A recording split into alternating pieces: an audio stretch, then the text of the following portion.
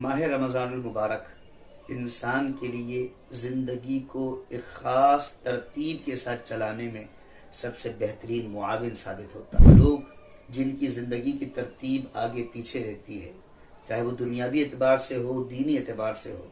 कई दफ़ा हम देखते हैं कि हमारे दोस्त कहते हैं कि खाने पीने की मेरी कोई टाइमिंग नहीं है। कई लोग कहते हैं कि मेरे सोने जागने की टाइमिंग नहीं है।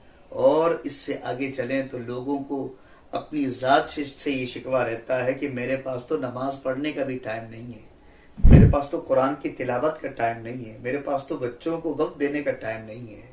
रमज़ानुल मुबारक का महीना अल्लाह की बारगाह से हमारे लिए रहमत बनकर आया है। हम चाहें तो इस माह मुबारक के ज़रिए अपने रोज़मर्रा की शब रोज़ को तरतीब दे सकते हैं, अपनी नमाज के औकात तरतीब दे सकते हैं, तिलावत कुरान मजीद के लिए अपना वक्त निकाल सकते हैं, साथ बैठकर इफ्तार करना अहले खाना के साथ, ये एक अच्छा तरीक़ा है।